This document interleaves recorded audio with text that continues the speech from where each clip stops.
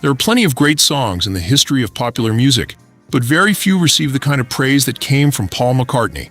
After all, this was the man behind some of the most celebrated songs ever written with the Beatles. So when McCartney pointed to one particular song and called it the greatest song ever written, people had every reason to listen. That song was God Only Knows by the Beach Boys. God only knows what I'd be without you. Released in 1966 as part of Pet Sounds, the song sounded unlike almost anything else on the radio at the time, and its influence would reach far beyond the Beach Boys. For McCartney, however, its power wasn't simply technical, it was emotional. In 1990, McCartney explained that God Only Knows was one of his favorite songs, and that he had placed it at the top of a list of his favorite recordings. He praised its depth, its emotion, its melody, and especially Brian Wilson's extraordinary arrangements. Years later, McCartney went even further. He said that God Only Knows was one of the few songs that could reduce him to tears every time he heard it. To him, it was still essentially a love song, but one brilliantly constructed, revealing the genius of Brian Wilson. And McCartney had experienced that emotion firsthand.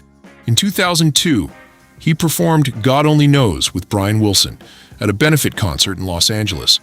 McCartney later recalled that he actually broke down during the soundcheck. Standing there singing one of his favorite songs alongside the man who created it was simply too overwhelming. But what made the song so extraordinary?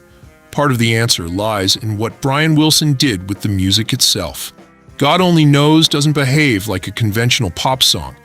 Its harmony constantly seems to shift beneath the melody, creating a feeling of movement and uncertainty. Wilson himself described it as unlike anything else he had written, saying that it wasn't really in one definite key. That musical ambiguity is one of the reasons the song feels so emotionally unusual. You don't necessarily notice the theory when you're listening, you simply feel it. The melody sounds effortless, even though beneath it are sophisticated chord changes, unusual harmonic relationships, and carefully arranged instrumental parts. And then there was the recording itself. Wilson treated the recording studio not merely as a place to capture a performance, but almost as another musical instrument. Harpsichord, French horn, percussion, strings, bass, and layered vocals were brought together to create a sound that was simultaneously intimate and enormous. McCartney specifically praised Wilson's use of the instrumentation, including the harmonicas, harpsichord, timpani, snare drums, and bass, as well as the brilliant vocal harmonies. That experimentation helped demonstrate something important. A pop song didn't have to be simple just because it was accessible. It could be sophisticated, without losing its emotional impact. And the Beatles were listening. McCartney has repeatedly spoken about the influence Pet Sounds had on the Beatles. He even recalled playing the album to John Lennon so frequently that Lennon could hardly have escaped its influence.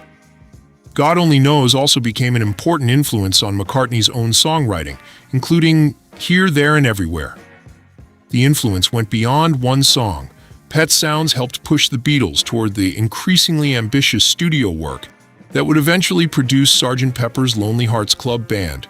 George Martin himself later acknowledged the challenge Brian Wilson had presented to the Beatles.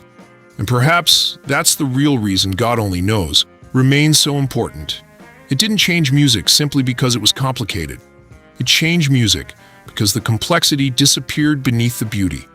A listener didn't need to understand the unusual chords, the recording techniques, or the arrangement. They only needed to hear that opening and let the song take over. That was Brian Wilson's extraordinary achievement. He took advanced musical ideas, unconventional recording techniques, and deeply personal emotion, and somehow made them sound completely natural. Paul McCartney heard that immediately.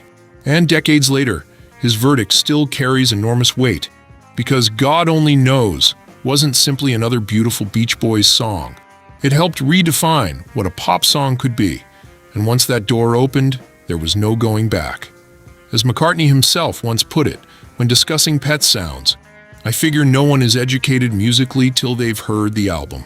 For a generation of musicians, God Only Knows wasn't just a song to admire. It was a new possibility.